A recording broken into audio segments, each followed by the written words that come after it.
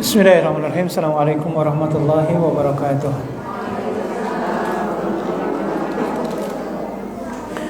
Alhamdulillah wa kafa, wassalatu wassalamu ala rasulil mustafa wa alihi ahla sidqi wal wafa.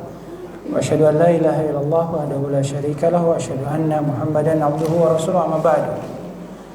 Faqala Allah azza wa jalla fi kitabihil karim, a'udzu billahi minasyaitonir rajim. إذ قالت امرأة عمران ربي إني نذرت لك ما في بطني محررا فتقبل مني إنك أنت السميع العليم. Shadaqallahul adzim wa shadaqa rasulillahil karim. Segala puja dan puji hanya milik Allah yang telah mempertemukan kembali kita semua di majelis yang insyaallah dengan penuh keberkahan ini. Mudah-mudahan momen seperti ini adalah momen me time-nya ibu-ibu.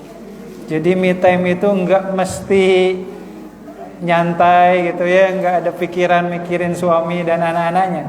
Tapi momen seperti ini pun adalah momen untuk mengecas kembali semangat kita, meluruskan kembali arah pikiran kita dalam kehidupan berumah tangga, sehingga harapannya usainya kita dari majelis ini pulang ke rumah ada cita-cita yang baru dan yang terarahkan. Kalau umpamanya selama ini rumah tangga kita sudah tidak sesuai jalur, mudah-mudahan salah satunya majelis-majelis seperti ini bisa meluruskan kembali niat-niat kita semua. Salawat dan salam mudah-mudahan senantiasa terlimpah curahkan teruntuk suri teladan kita Habibana wa Nabiyana Muhammadin sallallahu alaihi wasallam, teruntuk para sahabat, tabi'ut tabi'in dan utamanya kita semua. Ibu-ibu, hari ini materinya bicara tentang penghasilan istri lebih besar daripada suami. Itu yang hadir di sini penghasilannya lebih besar kan dari suami. Ya, mudah-mudahan salah satu yang paling besarnya adalah penghasilan akhiratnya. Jadi selalu kita luruskan kembali ya ibu-ibu. Jangan sampai kita menganggap bakti dan taatnya seorang istri ke suami itu dianggap sebagai penjajahan. Dianggap kalau istri itu taat ke suami dianggapnya sudah ketinggalan zaman. Istri yang modern itu adalah istri yang mandiri dari suami. Gak boleh diartikan seperti itu. Sebagai seorang pribadi muslimah yang taat, yang baik kepada Allah, kita niatkan cara kita menghambakan diri kepada Allah adalah dengan cara mendedikasikan waktu kita, perhatian kita salah satunya kepada suami. Itu ya. Karena Rasulullah SAW pun dalam beberapa kesempatan mengingatkan ada ibadah yang kalau ibadah ini dilakukan oleh seorang istri bisa menyetarakan diri seorang istri itu dengan jihad di jalan Allah. Bahkan kata Rasulullah, ibadah haji dan umrohnya seorang istri itu akan tergantikan dengan berbakti kepada suami. Jadi ini yang harus coba kita fahamkan secara seksama, bahwasanya cara kita mentaati, menghormati suami itu bukan berarti kita ingin dijajah oleh suami, bukan. Tapi ini wujud ketaatan kita kepada perintah Allah Ta'ala. Itu yang membedakan antara wanita muslimah dengan wanita-wanita yang menggaungkan hari ini ingin menjadi wanita yang bebas, mandiri, lalu kemudian istilahnya memiliki emansipasi yang jauh berbeda dibandingkan wanita yang beragama. Baik, ibu-ibu sekalian, dalam kehidupan rumah tangga itu pasti kan luka-likunya ada ya. Maka di antara hal yang perlu kita jadikan bahan, modal, bekal dalam rumah tangga itu salah satunya saya sampaikan di salah satu majelis bahwasanya kalau rumah tangganya ingin rukun, ingin akur, salah satu kuncinya adalah kata para ulama nih, turunkan ekspektasi, tinggikan obsesi. Itu salah satu kuncinya. Apa Bu? Turunkan ekspektasi dan turunkan tuh harapan-harapan besar ke suaminya. Tinggikan obsesinya. Itu salah satunya. Karena kalau sudah berumah tangga bukan lagi masa-masanya untuk memilih, Ya, lanjut tidak. Sudah dalam posisi kita memutuskan dan mengeksekusi apa yang sudah kita putuskan. Seburuk apapun pasangan kita, dialah partner dan mitra kita. Urusan pasangannya di bawah standar kita, itu lain cerita. Berarti tugas kita untuk meng-up-nya, bukan malah apa, Bu? Ngejelek-jelekan, akhirnya membuat suami down umpamanya di hadapan istrinya dengan segala bentuk kekurangan. Jadi turunkan ekspektasinya. Dulu ketika nikah sama suami punya ekspektasi yang besar nggak? Atau nggak ada pilihan yang lain kecuali ini? Sebenarnya banyak yang pengen, Ustaz. Tapi ya saya milih si Fulan ini jadi mitra atau jadi pendamping saya. Karena ini udah pilihan kita. Ya bahasanya ibu-ibu tadi yang saya sampaikan, nasihat untuk saya dan kita semua, apapun kualitas dan kondisi pasangan hidup kita hari ini, coba kita turunkan grade-nya agar rumah tangganya selalu harmonis bahasanya. Kan sekarang udah mulai ya, mungkin kita udah sama-sama tahu ya kekurangan pasangannya hari ini. Udah mulai tahu kan? Oh, sudah tahu. Kebiasaan yang tidak baik pasangan kita apa, kan kebiasaannya seperti itu. Mau diomongin berulang kali pun terulang lagi gitu. Nyuruhnya apa, ngelakuinnya apa, kan kayak gitu tuh. Nah ini yang coba kita pahami secara seksama. Baru sesudah itu, karena kita mengetahui kekurangan pasangan kita, maka yang harus kita seragamkan adalah obsesi berumah tangganya itu untuk apa? Ya, harapan berumah tangga itu kalau memang kita punya kekurangan, suami atau istri kita punya kekurangan, yuk kita samakan dong cita-cita rumah tangganya. Ya, rumah tangga kita itu tujuannya untuk apa? Tadi Bunda Amira dan Bunda sekalian membaca petikan firman Allah di surat Ali Imran. Ini ada koneksivitas. Jadi kok apa yang saya sampaikan sesuai dengan yang dibacakan hari ini. Surat Ali Imran ayat 35 salah satunya, Bu.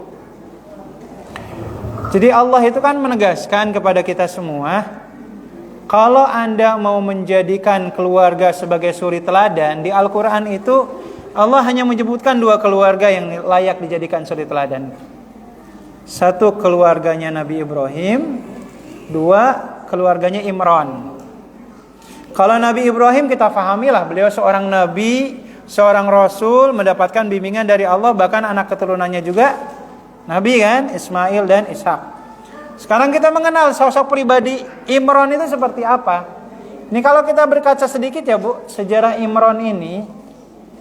Jadi Imran ini sosok pemuda yang soleh, yang ketika masih melajangnya, dia itu sering berdoa gini, ya Allah, kalau nanti saya punya istri, anugerahkan kepada saya anak yang bisa kami wakafkan untuk Masjidil Aqsa. Obsesinya gitu. Jadi bukan mengharap istri yang harus seperti ini, tapi obsesinya, ya kalau nanti sudah punya istri, keturunannya harus seperti ini. Punya anak yang peduli kepada Masjidil Aqsa. Makanya di surat Ali Imran ayat 35 itu Maryam itu berdoa. Apa berdoanya? Inni nadartu ma fi batni muharraran fataqabbal minni. Ya Allah, saya bernadar kalau suatu saat nanti apa yang ada di perut saya itu lahir, saya wakafkan anak saya untuk Masjidil Aqsa. Ceritanya gitu. Di tempat yang lain ada sosok seorang wanita namanya Hanah. Siapa, Bu? Hanah. Hanah pun ternyata doanya sama. Ya Allah, kalau nanti saya punya pasangan, saya ingin punya anak yang anak saya nanti akan kami wakafkan di Masjidil Aqsa. Hanah dan Maryam gak pernah ketemu, gak pernah saling kenal, tapi doa-doa mereka dipertemukan oleh Allah di langit. Dan akhirnya mereka menikah tuh.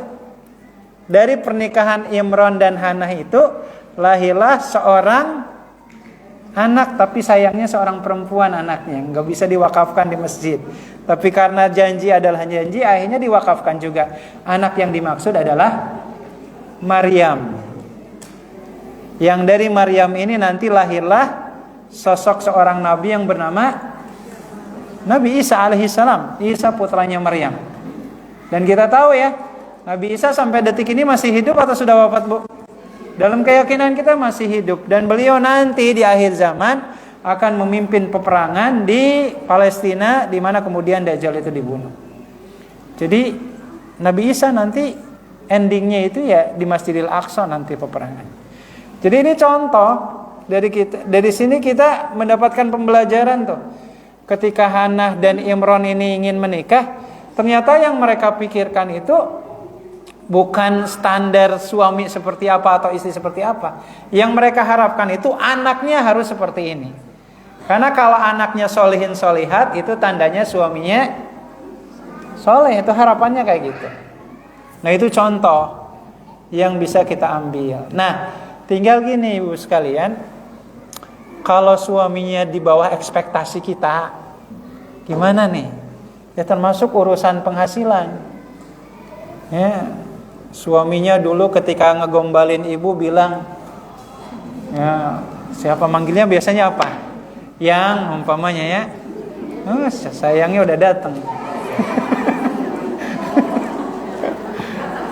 Gitu. Ketika sampai mana tadi? Istri saya datang malah. Khawatir ketahuan, kata istrinya di rumah nggak pernah kayak gitu. Ini mah teorinya, teori. Bentar. Sampai mana Bu tadi, Bu?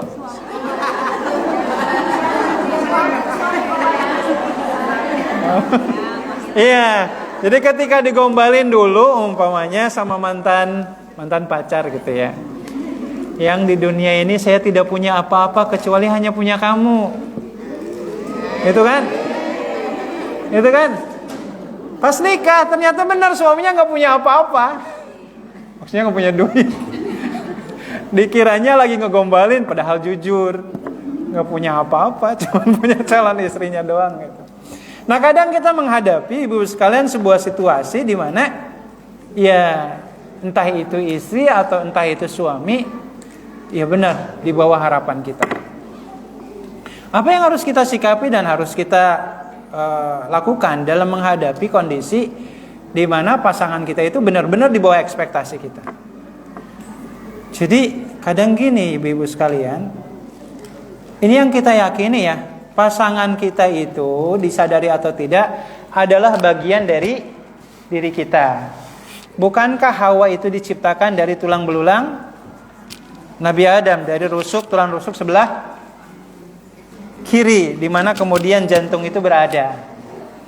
Maka kalau kita memahaminya seperti itu, ya kita meyakini kita ini adalah bagian dari suami, suami adalah bagian dari istri. Maka kalau ada kekurangan, tugasnya adalah menyempurnakan dan menguatkan.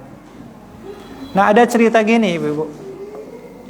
Dulu itu, ini cerita ya, dulu itu ada seorang ulama di zaman para tabi'in, namanya Sa'id bin Musayyib namanya. Siapa namanya Bu? Sa'id bin Musayyib. Sa'id bin Musayyib ini ketika para sahabat sudah meninggal, beliaulah yang jadi ulama rujukan di kota Madinah. Jadi kalau ada masalah apapun pasti nunjuknya ke Sa'id bin Musayyib.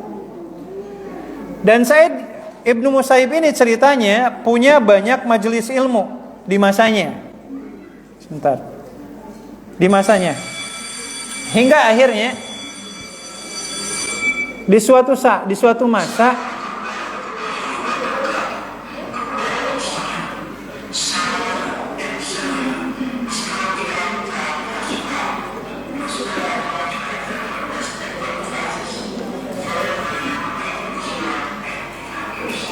kedengaran nggak Bu? Baik.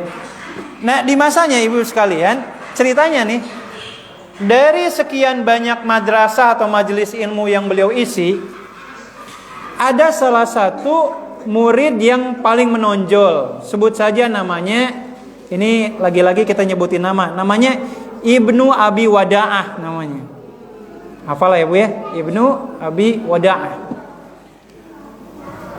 Di majelisnya tersebut Ibnu Abi Wada'ah ini menonjol semangatnya, belajarnya dan seterusnya. Hingga suatu saat yang bersangkutan ini gak pernah hadir lagi. Akhirnya yang namanya murid yang paling menonjol pasti gurunya nanya-nanya kan. Tak lama sesudah itu, setelah berbulan-bulan gak hadir, Ibnu Abi Wada'ah itu datang. Terus ditanya oleh Sa'id bin Musayyib, kamu kemana aja? Kenapa kok baru kelihatan sekarang? Ternyata beliau bercerita, wahai guruku, beberapa waktu yang lalu istri saya meninggal dunia. Maka saya nggak hadir karena saya sibuk mengurus anak-anak saya. Berarti statusnya apa, Bu? Hah? Duda, itu kan statusnya duda. Kalau duda itu di bawah ekspektasi atau di atas ekspektasi, Bu? Ini kalau jujur ya, ini bukan ngedoain. Kalau kita punya putri kita itu punya calon, tapi calonnya duda, kira-kira mau nggak, Bu? Hah? Macam-macam ya. Ada yang nggak apa-apa, ada yang enggak dan seterusnya kan. Dan insya Allah jawaban kita itu mewakili pengalaman kita. Ya. Ternyata ibu sekalian, Sa'id bin Musayyib ketika mendengar cerita ini, beliau langsung menawarkan. Padahal baru datang sekali waktu itu. Wahai Ibnu Abi Wada'ah, kalau saya tawarkan putri saya dinikahi sama kamu, mau nggak? Padahal sebelumnya ibu-ibu, putrinya Sa'id bin Musayyib ini telah dilamar oleh anak raja. Jadi rajanya di masa itu, Abdul Malik bin Marwan, meminang putrinya Sa'id bin Musayyib ini. Jadi anaknya presiden lah kalau istilah sekarang. Tapi ditolak sama Sa'id bin Musayyib. Justru milih seorang murid yang statusnya, mohon maaf, duda. Kalau ibu-ibu dikasih pilihan, ada anak presiden yang ngelamar dengan santri yang duda yang, mohon maaf, baru ditinggal wafat oleh istrinya, milih yang mana, Bu? Oh. Tergantung anaknya ya. Iya, tergantung anak. Tapi terus terang, iya secara manusiawi kan milihnya presiden. Oh, fasilitas, Bu. Oh, semuanya serba dimudahkan. Tapi ternyata ibu-ibu sekalian, tadi lamaran dari rajanya ditolak, Sa'id bin Musayyib lebih memilih Ibnu Abi Wada'ah yang statusnya menduda. Dan ceritanya mereka menikah. Sesudah menikah 5 bulan ke depan Ibnu Abi Wada'ah itu malah absen, gak pernah hadir lagi di pengajian. Gak pernah hadir. Ayah mertuanya nanya-nanya, ini kemana aja? Kalau kemarin kan punya alasan, gak hadir itu karena ditinggal wafat oleh istri. Nah sekarang udah dikasih istri yang notabene anak dari kiainya, malah gak hadir. Ternyata setelah 5 bulan berlalu, Ibnu Abi Wada'ah datang. Dan ayah mertuanya yang notabene kiai di masa itu nanya, kamu kemana aja? Apa jawaban Ibnu Abi Wada'ah? Wahai ayahanda, saya tidak hadir ke sini karena saya punya guru baru di rumah saya. Guru barunya siapa kira-kira? Istrinya. Jadi seluruh ilmu yang ingin dicari dari bapaknya sudah terkapar oleh istrinya. Jadi terkadang ibu sekalian, dari sini kita dapat pembelajaran, nggak selamanya yang solih, yang ngerti agama itu nggak selamanya suami. Bahkan kalau istrinya jauh lebih pintar, jauh lebih paham, nggak masalah. Istri belajar, suami belajar ke istrinya. Itu contoh. Maka kalau kita melihat di sini kan, mohon maaf ya, kalau kita melihat, mohon maaf, sudah maduda, awam agama, gitu ya. Mau yang dicari apa gitu kan? Ternyata modalnya itu semangat orang ini untuk belajar, dan itu jadi modal. Ternyata ketika mereka dinikahkan, ya rumah tangganya bagus, bahkan istrinya namanya itu istrinya Fakhitah binti Abdul Musayyib. Itu jadi guru kedua di hadapan suaminya. Jadi kalau di sini ada ibu-ibu bacaan Qur'annya bagus, amanah ilmu tuh, ajarin suaminya. Bahasanya kayak gitu. Cuman gimana ya, susah gitu. Tapi itu contoh, berbagi ilmu itu memang harus ada. Dan kita belajar dari kisahnya ini, Fakhitah binti Abdul Musayyib yang menjadi guru bagi suaminya. Cuman masalahnya jarang ada suami yang mau digurui oleh istri. Betul. Iya. Kayaknya susah juga ya istri melototin suami ya Bu ya. Melototin susah kan, kalau melototin anaknya sendiri bisa aja. Belanjanya nanti nggak ada. Bunda mohon maaf, ada mic-nya Bunda. Bunda, ada mic-nya nggak Bunda? Udah habis.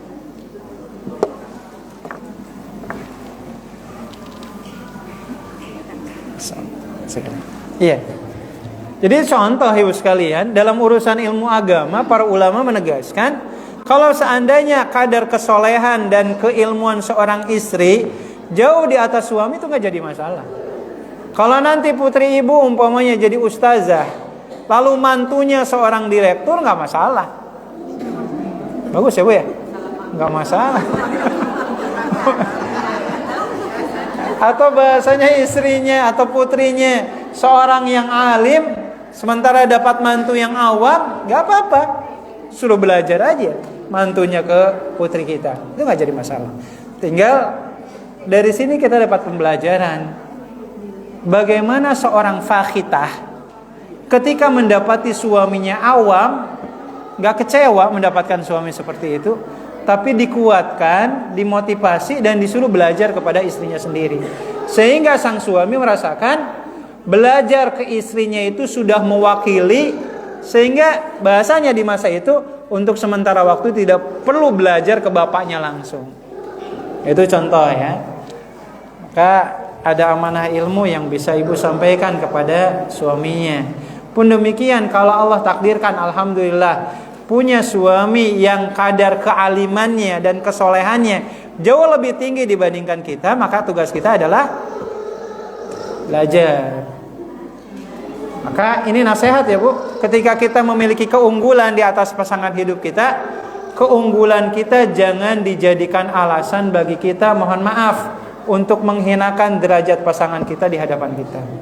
Tapi tugas kita justru harus menguatkannya.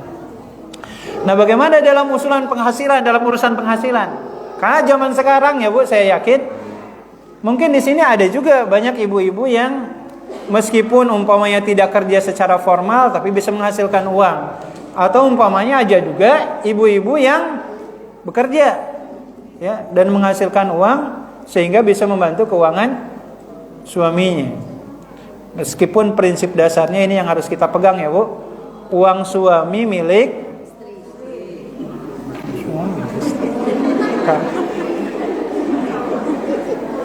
sebagian uang suami milik istri, sebagiannya ya, sebagian. Yang Allah tegaskan kan surat An-Nisa ayat 34, sebagian dari penghasilan suami milik istri. Tapi apa yang dimiliki istri itu milik istri, kaidahnya gitu. Tapi kalau istri berpenghasilan, uangnya mau dipakai perlu konfirmasi ke suami. Kaidahnya gitu loh Bu. Kenapa Bu? Ibu harus konfirmasi dulu. Bukan minta izin ya, harus konfirmasi. Karena ketika istri bekerja, ada kewajiban istri yang terkurangi di dalam rumahnya. Harusnya melayani suami atau anak-anaknya, karena bekerja akhirnya presentasinya terkurangi. Karena kenapa? Ada kesibukan di luar rumah. Makanya kan ada cerita ya, kalau berbicara penghasilan di zaman Rasulullah SAW, mungkin pernah saya ceritakan, ada sahabat Nabi namanya Abdullah bin Mas'ud. Beliau bukan sosok suami yang sukses dari segi perniagaannya. Beliau suksesnya itu dalam urusan ilmu agamanya. Tapi suaminya, maaf istrinya, saya ulang, istrinya sukses dalam urusan finansialnya. Sampai suatu saat istrinya bilang, wahai suamiku, izin ya, saya mau bersedekah dari penghasilan saya. Apa jawaban suaminya, namanya Abdullah bin Mas'ud? Kata Abdullah bin Mas'ud, di dunia ini tidak ada yang berhak engkau tolong dari orang lain dibandingkan suamimu sendiri. Oh, modus, kata istrinya.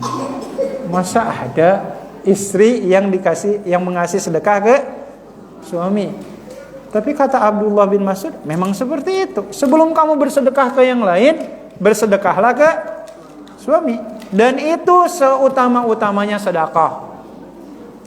Maka istrinya yang bernama Zainab itu datang ke Rasulullah SAW dan bertanya, wahai Rasulullah, apakah benar yang dikatakan suami, bahwasanya suami yang paling berhak mendapatkan sedekah? Maka kata Rasulullah, shadaqa Abdullah, benar apa yang dikatakan suamimu itu. Maka niatkan bu, ketika ibu berpenghasilan tujuannya untuk bersedekah ke suaminya. Bersedekah ke suami. Tapi memang kan jadi ujian bu, terus terang ya. Mungkin ada di antara ibu-ibu yang merasakan ketika suaminya itu berpenghasilan rendah, jauh lebih besar dari kita.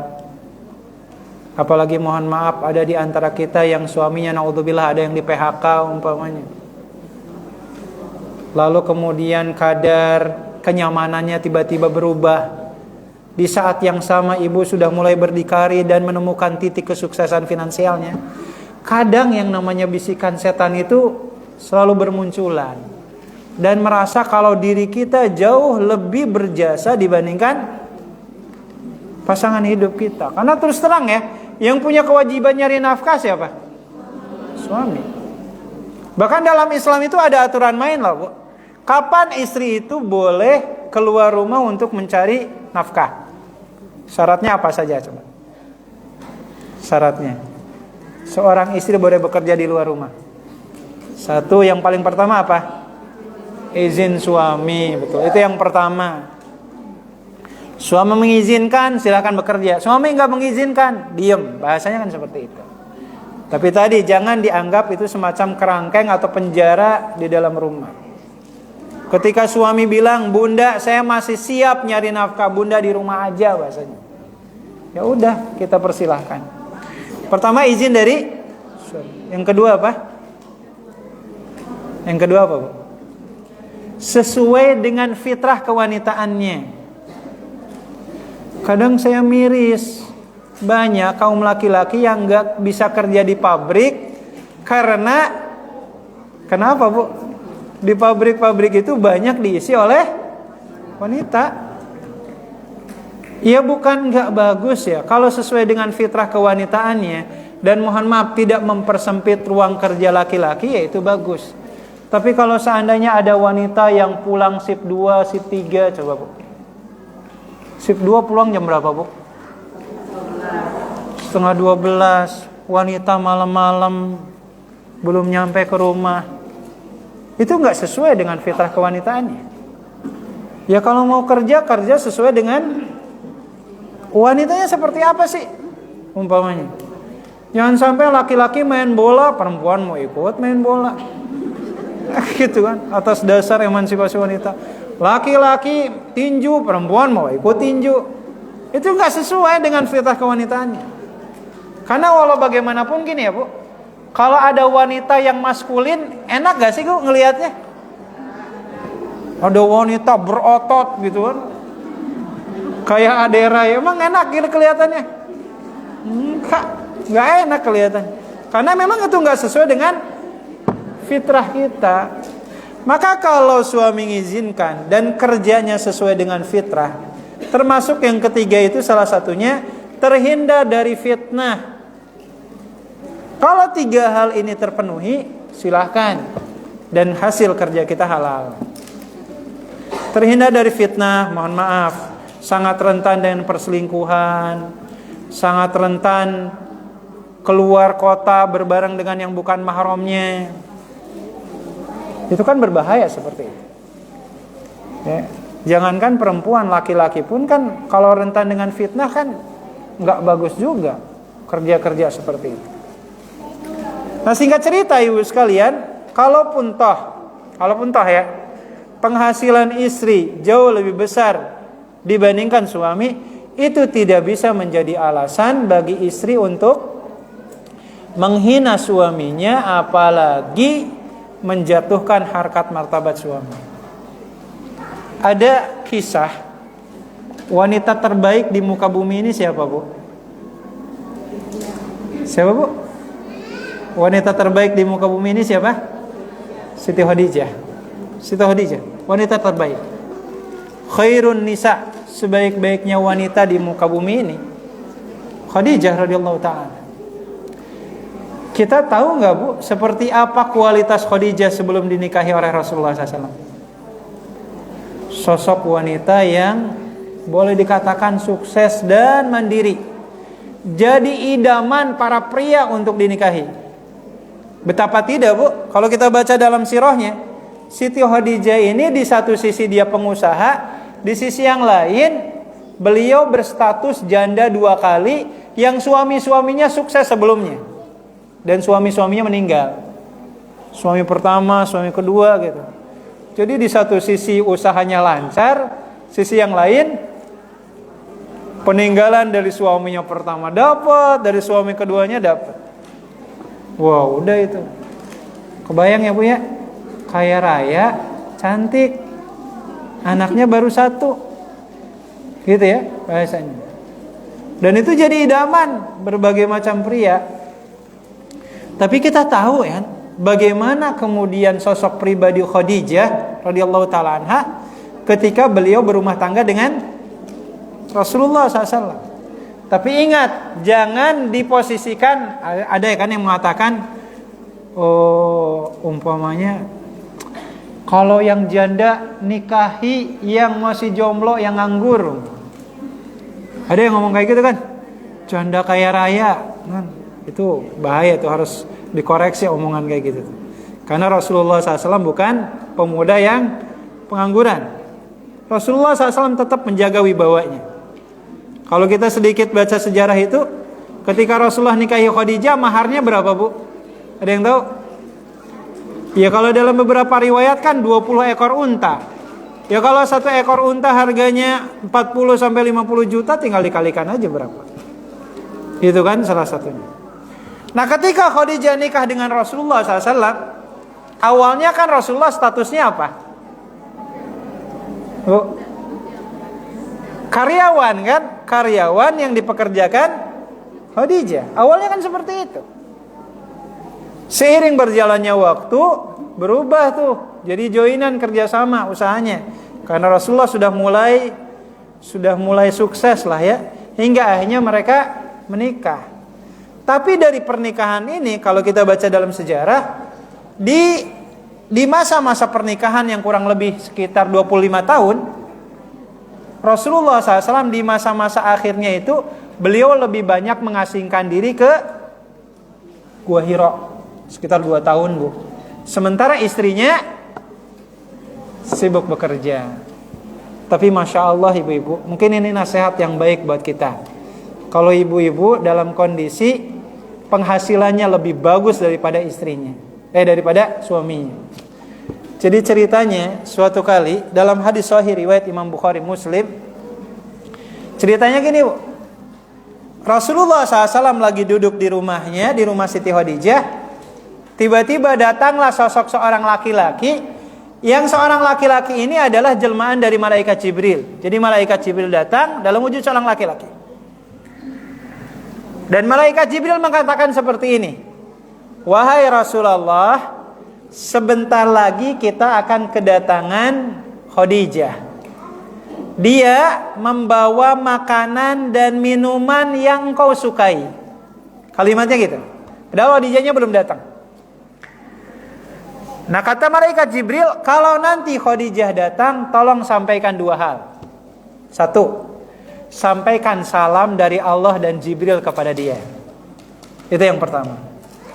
Dan yang kedua, berikan kabar gembira untuk Khadijah bahwasanya nanti dia akan mendapatkan istana di surga, yang surganya itu istananya terbuat dari emas, yang ketika masuk ke dalamnya tidak ada kegaduhan sama sekali di istana tersebut. Kondisinya nyaman dan adem untuk dihuni. Nah, singkat cerita gini, Bu. Dari hadis ini setidaknya ada 2 hal yang bisa kita ambil hikmahnya. 1, yang pertama adalah tugas seorang istri harus tahu makanan kesukaan suami itu apa. Padahal sosok pribadi Khadijah itu kan bahasanya, Bu, udah capek nyari duit, itu kan. Sementara suaminya mengasingkan diri ke Gua Hira, giliran datang disiapin makanan kesukaan. Dan mungkin di pembahasan sebelumnya kita tahu bagaimana cara Khadijah menyambut Rasulullah ketika sampai ke rumah. Masih ingat ya, Bu? Udah dipraktekkan belum? Jadi ketika suaminya datang, diapain, Bu? Masih ingat gak? Dipegang tangannya, diletakkan di dadanya. Masya Allah, Bu. Kalau seperti itu kata suaminya, ibu kesambut setan apaan, Bu? Itu yang dilakukan oleh Khadijah. Ya, Bu Sinta ya. Dipegang tangan suaminya, diletakkan di dadanya. Ya, mudah-mudahan bisa kita praktekkan lah, Bu. Ya. Jadi, Bu, kalau suami seperti itu kan suaminya pengen cepat pulang terus, Bu. Gitu.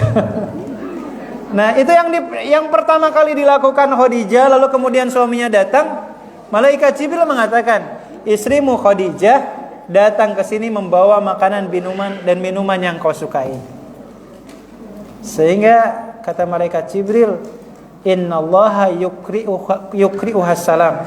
Sampaikan kepada Khadijah kalau Allah dan malaikat Jibril menyampaikan salam untuk dia. Itu luar biasa, Bu. Allah dan malaikat. Malaikatnya malaikat Jibril, bukan malaikat maut ya, Bu. Malaikat Jibril yang menyampaikannya. Alasannya apa? Tadi seorang istri itu tahu makanan yang disukai suaminya apa. Gitu. Dan yang kedua, ibu-ibu sekalian, Siti Khadijah itu tadi dapat apa, Bu? Selain salam dari Allah dan malaikat, punya istana yang terbuat dari emas yang tidak ada kegaduhan di dalamnya. Apa yang menyebabkan faktor Siti Khadijah dapat karunia seperti itu? Ternyata para ulama menegaskan, selama Khadijah berumah tangga dengan Rasulullah, Khadijah tidak pernah mengeraskan suaranya di hadapan suaminya. Ya mungkin berantem pernah, mungkin ya, mungkin, wallahu alam. Masa iya sih suami istri gak berantem-berantem? Tapi kalau harus mengangkatkan suaranya di hadapan suami, itu sesuatu yang pantang. Karena kalau suami itu kan istilah orang-orang Betawi ya, lu jual, gue beli. Ya kalau istri mengangkatkan suaranya di hadapan suami, kira-kira suami akan nunduk atau lebih keras lagi ucapannya? Pasti lebih keras lagi. Maka Rasulullah SAW mengatakan gini terkait Siti Khadijah itu. Kata Rasulullah SAW, sebaik-baiknya seorang istri itu kalau memiliki 3 skill kemampuan. 3 skill atau 3 kemampuan. Mudah-mudahan skill ini dimiliki oleh ibu-ibu sekalian. Yang pertama nih kata Rasulullah, khairun nisa'i yarkibnal ibil, kata Rasulullah. Sebaik-baiknya wanita itu adalah yang bisa mengendarai kendaraan. Itu yang pertama. Kalau zaman dulu bisa mengendarai unta. Nah, jadi kayaknya kalau di sini udah biasa ya, Bu ya. Bisa kan, Bu, mengendarai motor kan, Bu? Nah, belajar. Jadi jangan sampai nanti motornya ada, suaminya lagi kemana, anaknya kemana, nggak bisa dipakai tuh motor. Nah, spesifikasi yang pertama, bisa mengendarai kendaraan. Apakah yang dimaksud kendaraan di sini dalam makna kendaraan yang sebenarnya? Bisa jadi dimaknai sebagai kemandirian. Jadi seorang istri tidak terlalu menyandarkan segala sesuatunya kepada suami. Kan biasanya istri itu multi multi talent, gitu ya, multi talent, multi job. Itu yang pertama, ya. Yarkibnal ibil. Lalu kemudian yang kedua kata Rasulullah SAW, ahnahu ala tiflin fiyadi. Berapapun banyak anak yang dimilikinya, itu selalu diperhatikan dan disayangi. Ya, saya doakan mudah-mudahan kita semua dikaruniai anak yang banyak, yang berkah ya Bu ya. Berapa Bu anaknya Bu? 3 ya. Alhamdulillah. Yang 3 alhamdulillah. Yang baru 1 doakan mudah-mudahan nambah. Yang belum punya mudah-mudahan Allah karuniakan. Nah, baru yang terakhir kata Rasulullah SAW, ar'ahu ala zaujin fiyadi, yang selalu menundukkan suaranya di hadapan suami yang ada di hadapannya. Jadi ini memang 3 hal yang dimiliki oleh seorang istri itu. Ya. Memiliki kemandirian yang dicontohkan dengan kemampuan menaiki kendaraan. Ya silahkan ya, bisa dimaknai apapun, yang intinya mandiri. Terus kedua apa? Benar-benar memperhatikan dan menyayangi anak-anaknya, berapapun banyaknya anak yang dikaruniakan oleh Allah. Dan yang terakhir, tidak meninggikan suaranya di hadapan suami. Dan inilah mungkin godaan terbesar bagi kaum istri. Memang betul lah kan Ibu? Kan memang ya banyak dalil yang mengatakan ujian terbesar bagi istri itu mulut kan. Kalau laki-laki mata kan. Gitu kan. Makanya turunnya surat Al-Humazah, wailul likulli humazatil humazah. Artinya apa Bu? Celakalah bagi orang yang suka mengumpat lagi mencela kan. Coba Ibu perhatikan, ayat ini akhir katanya pakai tamar butoh. Tamar butoh itu artinya sebuah kata yang mensifati jenis kelamin atau gender tertentu. Yang saya maksud adalah ayat ini ditujukan untuk kaum perempuan. Karena memang yang punya kecenderungan memiliki ucapan yang keras dan menyakitkan, nyelekit, itu salah satunya adalah perempuan, mewakili Bu. Tapi bukan berarti laki-laki nggak kayak gitu. Tapi kebanyakannya seperti itu. Jadi ini salah satu contoh Ibu sekalian, ibunda terbaik kita Khadijah radhiyallahu taala anha, dengan segudang kesuksesan beliau secara finansial, beliau tidak pernah meninggikan suaranya di hadapan Rasulullah SAW sebagai suami. Nah, untuk bisa seperti itu bukan sesuatu yang mudah, saya yakin. Apalagi sudah yang berhubungan dengan masalah finansial.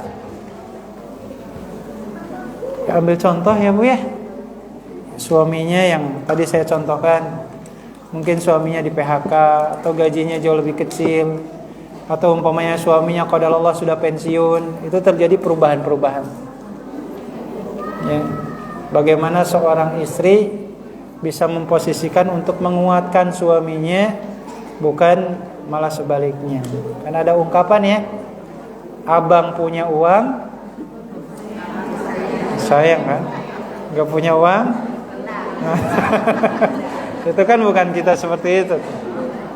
Itu kan justru kan ada ungkapan kan, sahabat yang benar-benar sahabat itu adalah yang ada pada saat kita sedang susah, sedang terpuruk.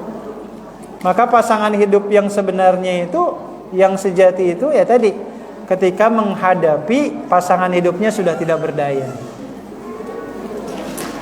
Secara syariat gini Bu, mohon maaf ya, ada seorang suami yang mendapati istrinya stroke.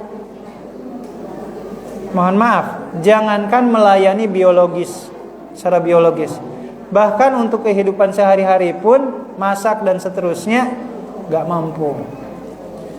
Kira-kira ini kalau pandangan syariat, boleh gak suami menceraikan istri dalam kondisi seperti itu?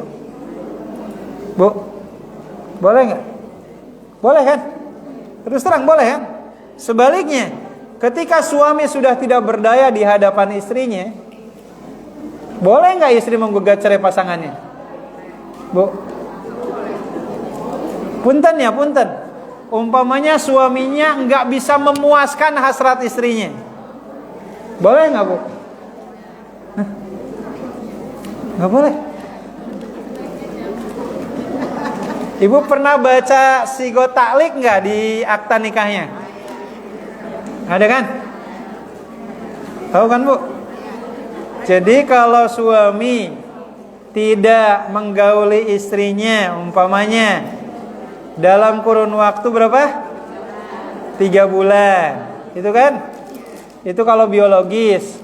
Kalau materi 6 bulan kan? Berarti kalau sudah lewat itu boleh nggak istri menggugat cerai pasangannya? Boleh kan secara syariat? Secara syariat boleh.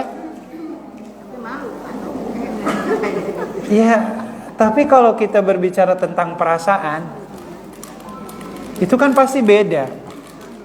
Ada suami yang ketika sehat walafiat kerja banting tulang luar biasa untuk membahagiakan anak istrinya. Tapi tiba-tiba suatu saat, naudzubillah, suaminya kecelakaan atau stroke.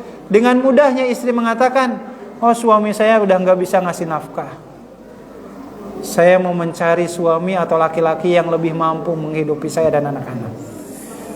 Kan gak enak kayak gitu, Bu.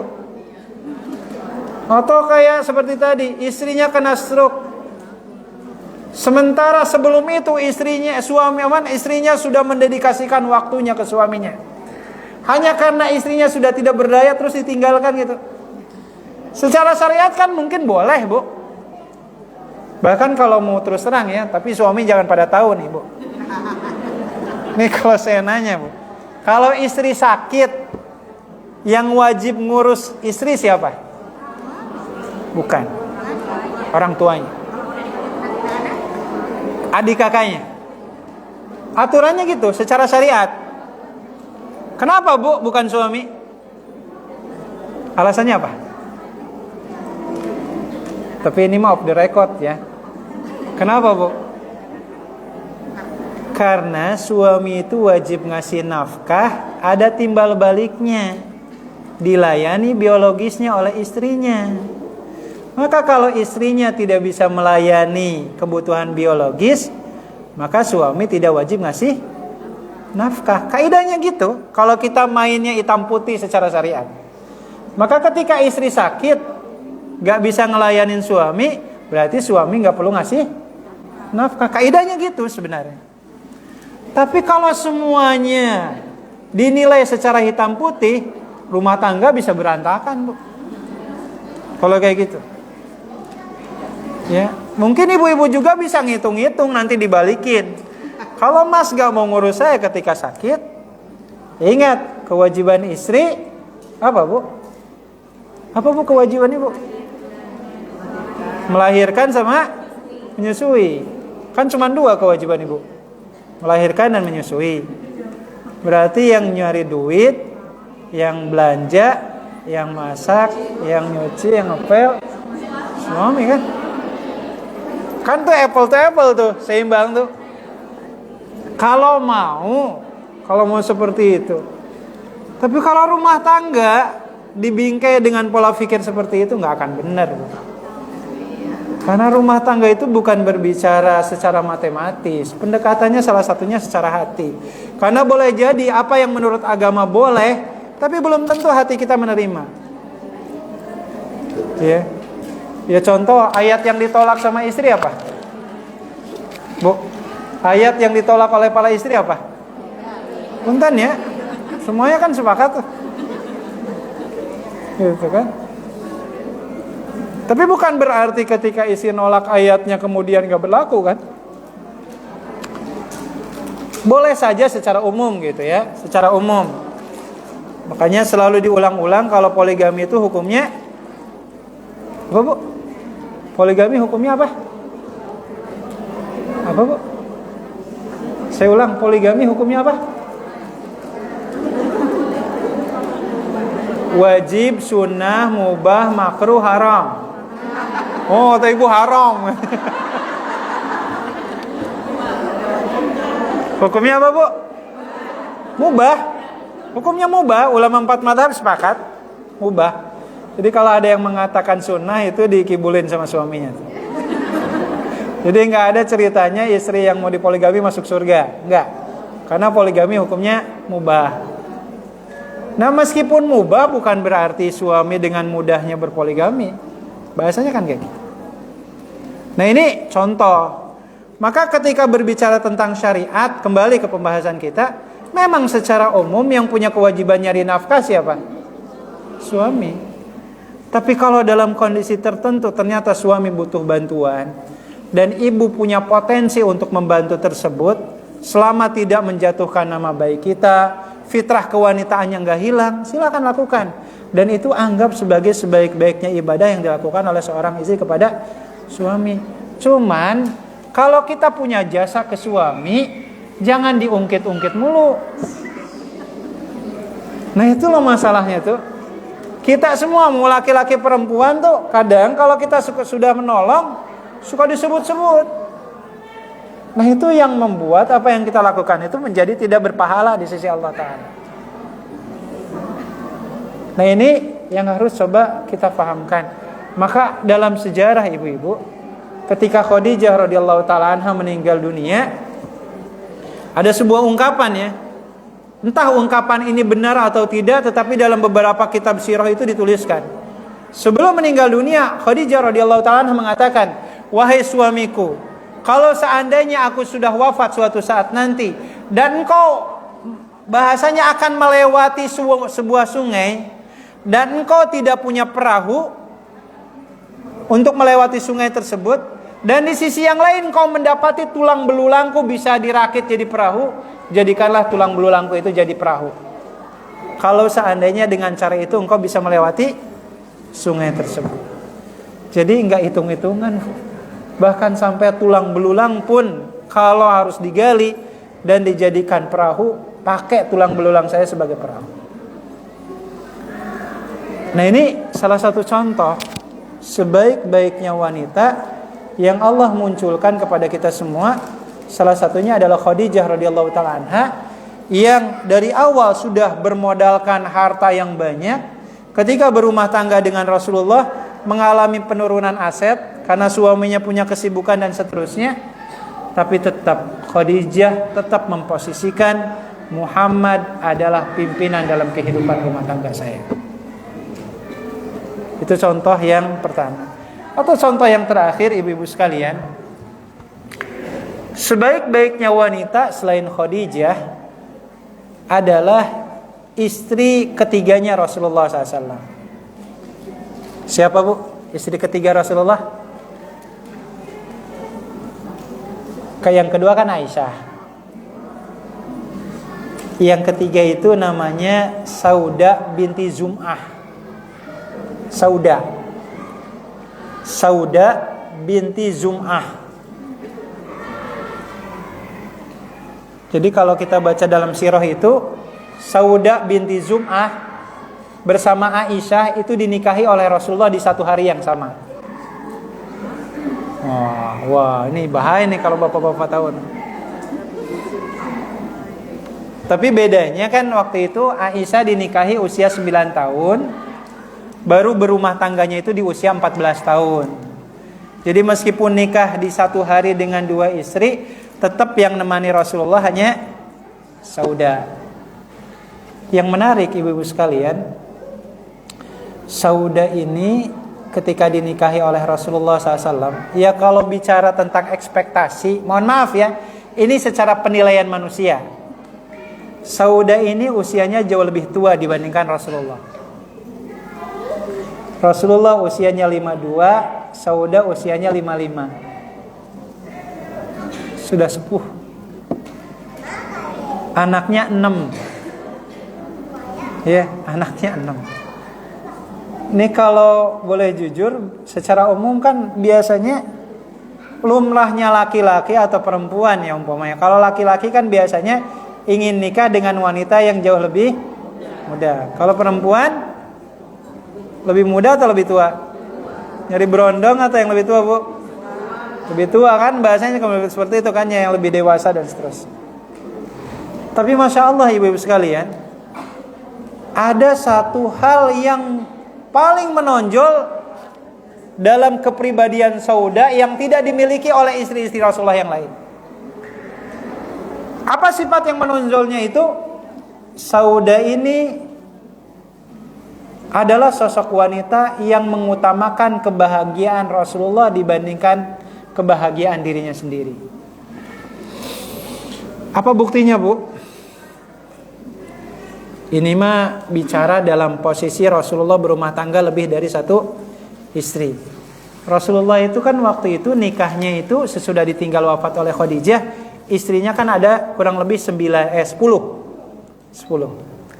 Kan setiap istri itu punya apa? Punya jatahnya masing-masing. Maksudnya hari ini di sini, hari ini di sini dan seterusnya. Tapi Masya Allah, Bu, ini sosok pribadi Khadijah. Siapa? Sauda itu mengatakan kepada Rasulullah, wahai Rasulullah, sesungguhnya aku ini sudah tua dan aku mungkin tidak bisa memberikan pelayanan yang sempurna kepada engkau.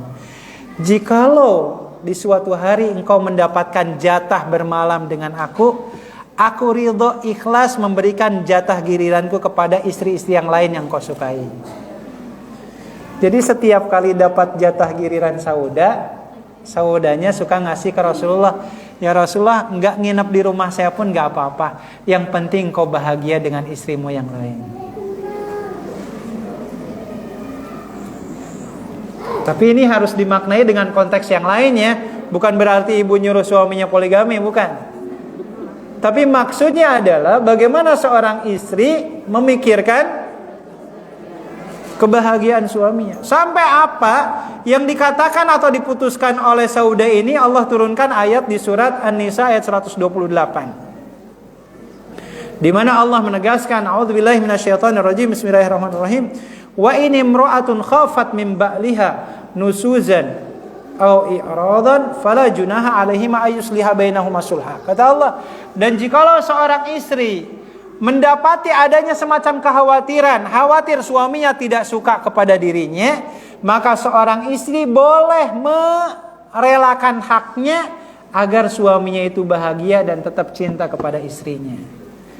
Jadi bahasanya, Bu, sederhananya, kalau seorang istri itu kan mungkin punya banyak permintaan ya ke suami ya, Bu ya. Bu punya banyak permintaan gak sih, Bu, ke suaminya, Bu? Bu, ini kan audiensnya ibu-ibu, makanya saya ngomongnya versi ibu-ibu. Kalau laki-laki pasti beda lagi. Benar, Bu? Alhamdulillah ya Allah, solehah semua. Ya, saya emang gak minta yang aneh-aneh aja ya, gitu ya, Bu. Yang penting pas giliran mau ada kan. Itu berarti banyak maunya. Nah, maksud saya ibu sekalian, kalau kita mengambil dari ayat 128 dari kisahnya Sauda, kita mendapatkan pembelajaran ibu-ibu sekalian.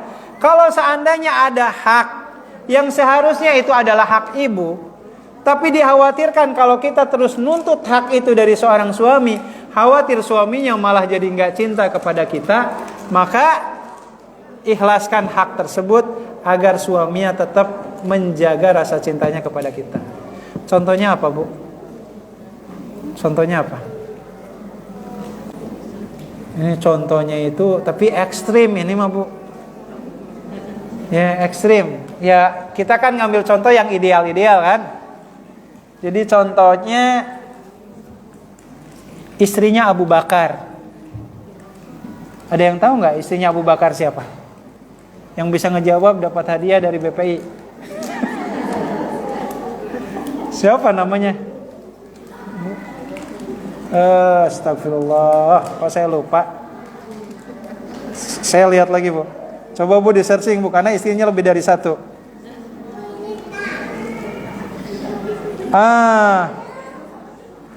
Asma binti Umais.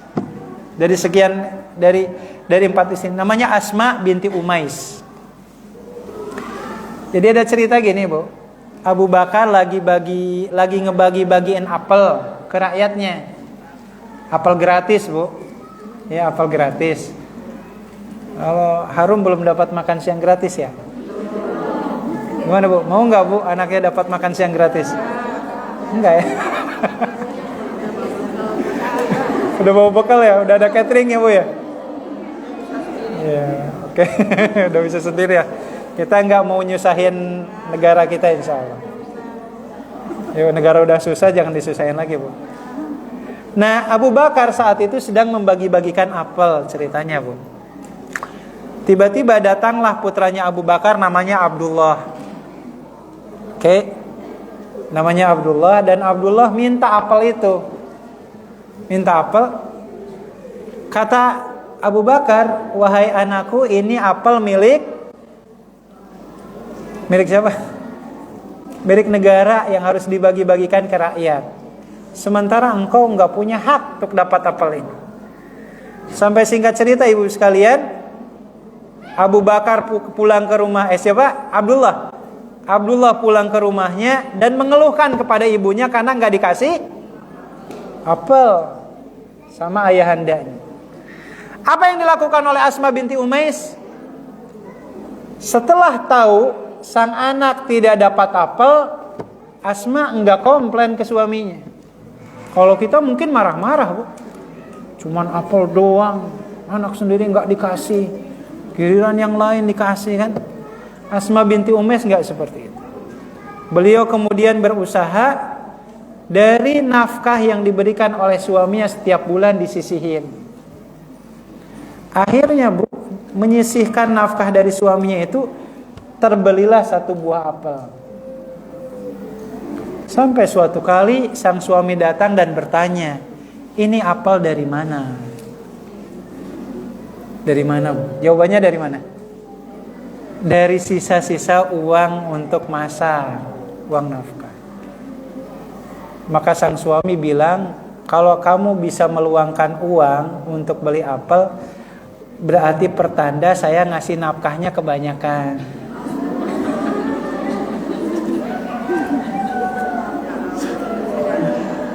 Maka akhirnya sesudah itu nafkahnya dikurangi seharga apel. Tapi Masya Allah, Asma binti Umais mengatakan, saya ridho dengan ketetapan engkau. Dan itu dilihat oleh anak-anak yang lain seperti Aisyah dan yang lain. Nah, itu contoh Bu. Di sini ada yang komplain nggak Bu kalau dikurangi nafkahnya Bu?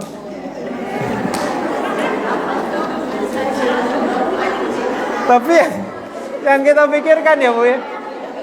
Ya Bu ya. Ngomongnya beli panci, pas dibuka di dalamnya ada baju baru Bu. Rasanya kan gitu kan. Bisa jadi ada seperti itu kan. Asma binti Umais ketika diperlakukan seperti itu oleh suaminya, beliau mengatakan, saya ridha dengan ketetapan. Jadi enggak komplain, dan itu dilihat oleh anak-anaknya. Sehingga mungkin ini jadi pembelajaran juga. Ibu punya saldo enggak Bu dari nafkah suaminya Bu? Saldo Bu? Sisa? Ada enggak Bu? Banyak ya Bu ya? Enggak. Jadi jangan sampai jangan sampai ngasih uang 50.000 mintanya yang aneh-aneh gitu. Secara umum. Nah, ini contoh-contoh sederhana Ibu sekalian. Jadi singkatnya, seperti Sauda binti Zum'ah ini sosok pribadi seorang istri yang beliau lebih menomorsatukan kebahagiaan suaminya. Sehingga kalaupun dia harus mendedikasikan hartanya, mendedikasikan penghasilannya, selama suaminya itu bahagia, maka dia melakukannya. Jadi inilah mungkin Ibu sekalian singkatnya beberapa contoh dari yang bisa kita ambil. Karena saya berharap kita ini mudah-mudahan bisa seperti Khadijah radhiyallahu taala anha, yang Allah karuniakan bukan hanya sekedar salam dari malaikat dan Jibrilnya saja, tapi Allah karuniakan rumah atau istana di surga yang terbuat dari emas, yang di dalamnya tidak ada kegaduhannya, yang ternyata faktor penyebabnya adalah sikap tawaduknya dan rendah dirinya seorang pribadi Khadijah di hadapan suaminya, meskipun dari segi ekonomi dan finansialnya suaminya di bawah dari penghasilan istrinya. Maka berbahagialah kalau di sini ada bunda-bunda yang bahkan mungkin memainkan peran sebagai kepala rumah tangga, dalam arti menjadi mesin pencetak uang. Dikala suaminya mungkin tidak mampu dan tidak berdaya, ibu-ibu kemudian memainkan peran sebagai mitra dan partner bagi suaminya, sehingga kebutuhan nafkah keluarganya tetap terjaga, kehalalannya dan tetap tercukupi. Dengan catatan tetap menjaga wibawa dan kehormatan suami di hadapan kita selaku pasangan hidup. Wallahu a'lam bishawab. Itu saja mungkin ibu-ibu sedikit materi yang bisa diuraikan untuk kesempatan kali ini. Dan selanjutnya saya kembalikan ke pembawa acara kita hari ini untuk memandu sesi selanjutnya. Barakallahu lakum, alhamdulillahirabbil alamin.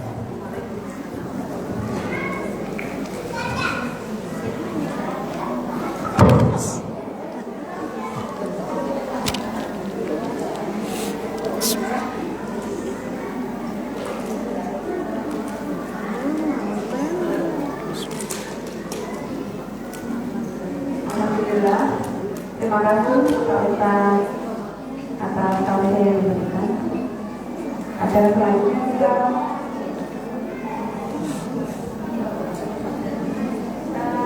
kita ada sesi tanya jawab, cuman waktunya nanti ada sedikit dibatasin ya Pak. Boleh. Monggo bisa dimulai siapa? Bunda. Oh, sosialisasi.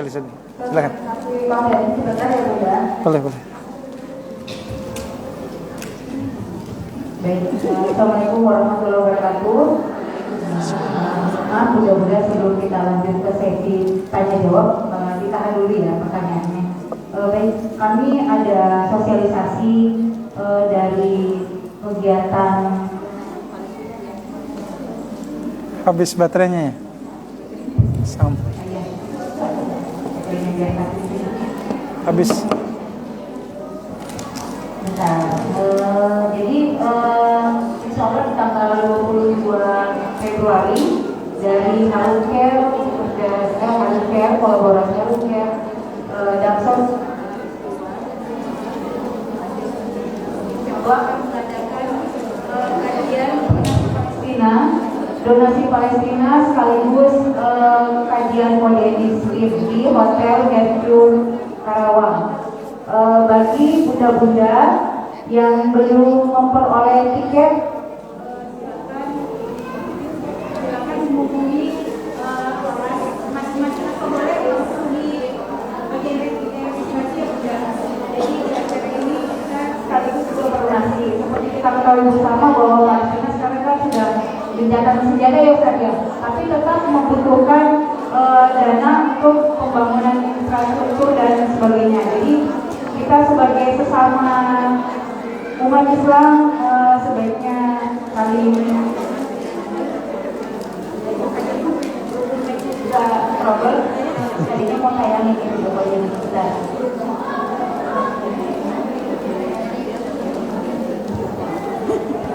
Baik, untuk videonya mungkin sudah ditayangkan di grup masing-masing ya, sudah dapat ya? Ya, enggak bisa diperoleh tiketnya melalui masing-masing. Kita batasi sampai tanggal 10.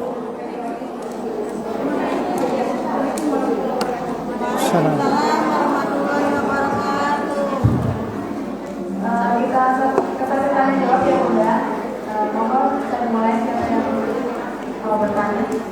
Bunda.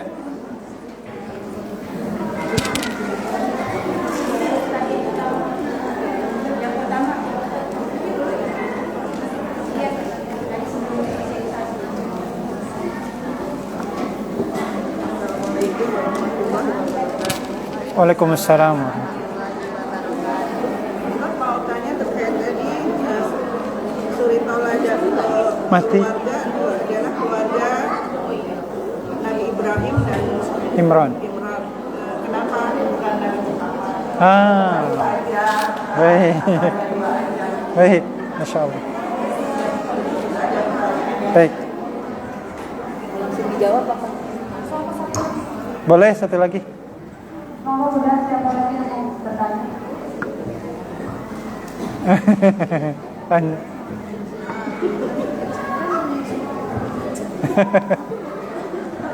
Langsung aja ya.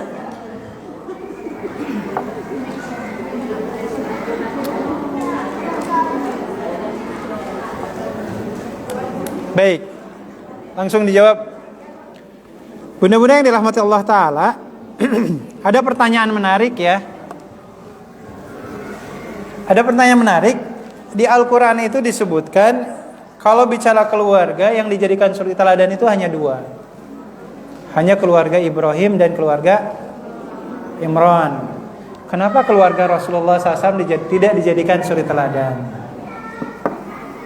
Secara umum, ibu-ibu sekalian, yang pertama, ayat ini diturunkan kepada Rasulullah SAW sebagai suri teladan untuk Rasulullah dan kita semua. Jadi intinya Allah Ta'ala itu ingin menegaskan, wahai Rasulullah, kalau engkau nyari suri teladan yang terbaik dalam urusan rumah tangga, maka jadikanlah keluarga Ibrahim dan Imran sebagai suri teladannya. Dan kalau kita melihat dari perjalanannya secara umum ya, kalau keluarga Nabi Muhammad SAW, keluarga besarnya itu nyaris tidak mengalami ujian-ujian yang berhubungan dengan keimanan. Nyaris. Karena dari mulai istri dan anak-anaknya semuanya Muslim, beriman. Tapi kalau Nabi Ibrahim dan Imran, di situ ada apa nih? Luka-liku kehidupan rumah tangganya. Yang pertama dulu, tadi umpamanya kita ngambil cerita Imran. Imran dan istrinya siapa tadi? Hannah. Mereka punya obsesinya kalau punya anak laki-laki akan diwakafkan ke Masjidil Aqsa. Dan ternyata Allah uji itu. Yang lahir bukan anak laki-laki tapi anak perempuan. Ya akhirnya berpikir panjang. Ini bagaimana ceritanya? Perempuan diwakafkan ke masjid, dari kecil siapa yang akan ngurus? Dan yang namanya perempuan kan ada keterbatasan. Gak semua bisa dilakukan oleh perempuan ketika di dalam masjid. Makanya kan salah satu hikmahnya juga, kenapa Nabi gak ada perempuan? Kenapa laki-laki semua? Kan perempuan itu ada masanya menstruasi, ada masanya hamil, menyusui. Gimana ceritanya kalau mau perang nabinya lagi hamil? Nggak masuk akal. Ya. Nabinya lagi musyawarah umpamanya, aduh, nabinya ini lagi menstruasi nih, sensitif pikirannya. Pengennya emosi aja kan, nggak masuk akal kayak gitu. Nah itu jadi ujian, bagaimana kemudian Maryam yang notabene masih kecil diwakafkan di Masjidil Aqsa, tetapi janji adalah janji, dan akhirnya Maryam ini kemudian benar-benar diwakafkan ke masjid. Meskipun izin Allah kalau kita baca sejarahnya, ketika Maryam yang masih balita itu dibawa ke masjid, ternyata izin Allah setiap orang yang ngelihat bayi itu semuanya berlomba-lomba ingin ngadopsi. Di Al-Quran itu sampai diadakan lomba. Lombanya apa bu? Lombanya ngelemparin pensil. Jadi siapa yang paling jauh ngelemparinnya, maka dia yang paling berhak ngadopsi Maryam. Ternyata yang menang itu pamannya sendiri, namanya Zakaria. Tapi bukan Nabi Zakaria. Zakaria ngelemparin, dia menang, akhirnya Imran dan istrinya merasa nyaman. Oh alhamdulillah, ternyata yang ngurus anak kita itu adalah pamannya sendiri, bukan orang lain. Demikian juga keluarga Nabi Ibrahim alaihissalam, yang kalau kita ngambil contoh dari mulai, mohon maaf, ketika Nabi Ibrahim nikah dengan istri pertamanya siapa? Istri pertamanya? Sarah. Istri pertamanya Sarah. Lama tuh berumah tangga, gak punya anak juga, izin Allah kan? Akhirnya Sarah mengizinkan agar Nabi Ibrahim nikah lagi kan. Dan ternyata ketika sudah nikah, Sarahnya malah hamil kan. Malah hamil. Akhirnya kan dalam beberapa riwayat Sarah cemburu sama Hajar kan. Udah hamil gitu ya, kenapa nikah lagi bahasanya. Akhirnya Allah uji Hajar itu, disuruh oleh Allah Ta'ala agar Nabi Ibrahim membawa Hajar ke kemana Bu? Ke sebuah lembah yang gak ada kehidupannya. Hajar belum melahirkan yang namanya Ismail kan. Itu kan jadi ujian. Dan di sisi yang lain, ketika Ismailnya udah remaja, ada perintah kan dari Allah. Perintahnya apa? Nyembelih kan. Jadi kalau kita ngelihat di sini perjalanan panjang rumah tangganya Imran, rumah tangganya Ibrahim itu luka-likunya luar biasa. Berbeda dengan Rasulullah SAW. Rasulullah SAW secara umum justru istri-istri dan anak-anaknya itu menjadi pendukung dakwahnya Rasulullah. Itu secara umum. Maka Allah menegaskan, kalau kita ingin mencari suri teladan dalam hal keluarga, lihatlah keluarga Imran dan keluarga Nabi Ibrahim alaihissalam. Seperti itu mungkin. Wallahu a'lam. Iya. Itu mungkin sedikit uraian. Pak Ustaz, terima kasih. Ada satu lagi pertanyaan.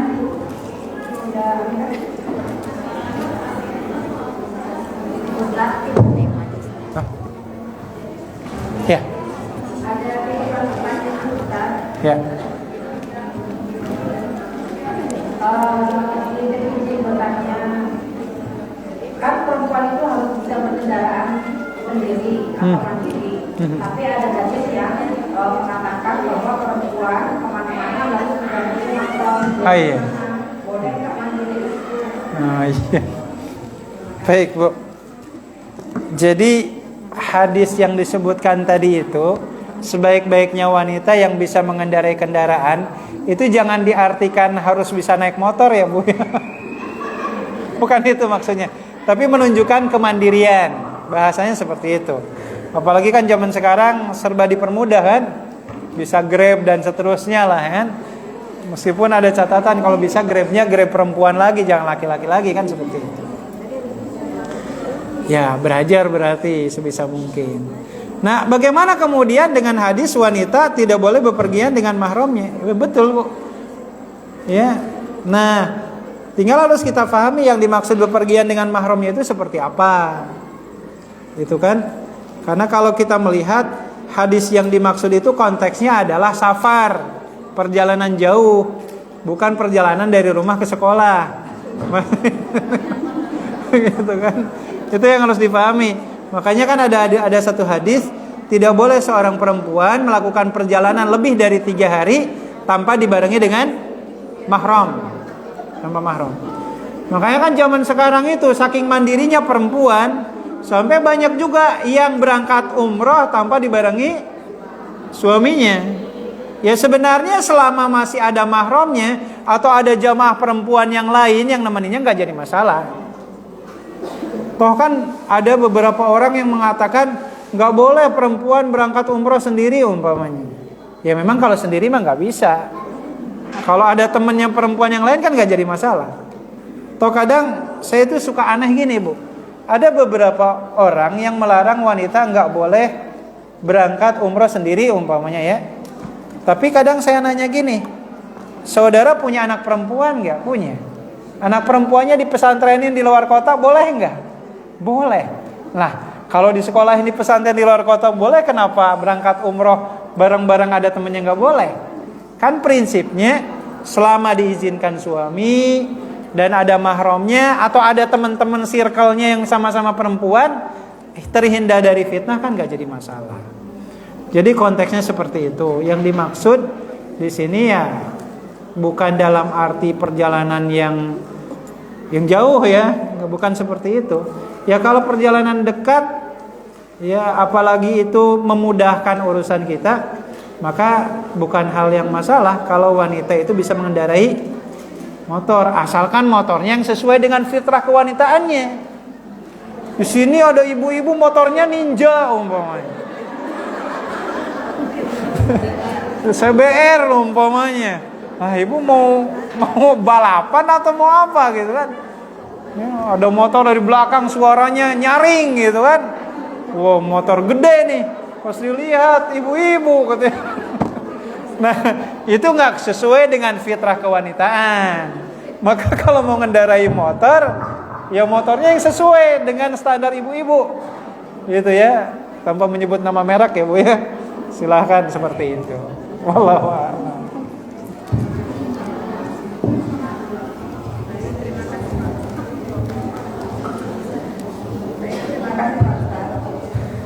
Jadi kesimpulan dari Pak kita hari ini yang bertema bila penghasilan istri lebih besar dari suami.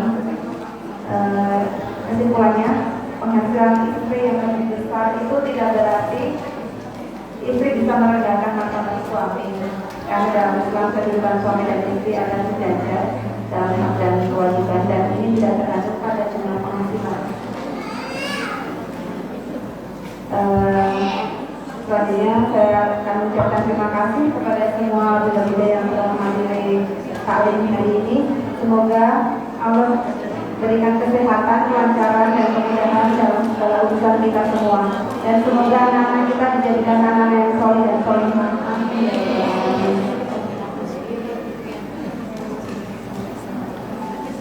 Sebenarnya materi yang diberikan sama Pak Ustaz hari ini itu adalah materi stadium general buat kelompok PPI kita. Sampaikan langsung sama Pak Ustaz. Selanjutnya akan ada sosialisasi dari PPI yang akan disampaikan oleh Ibu Suprati. Monggo Ibu.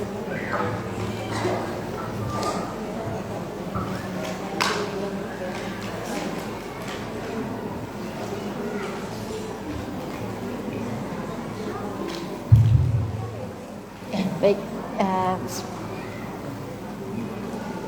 Bismillahirrahmanirrahim.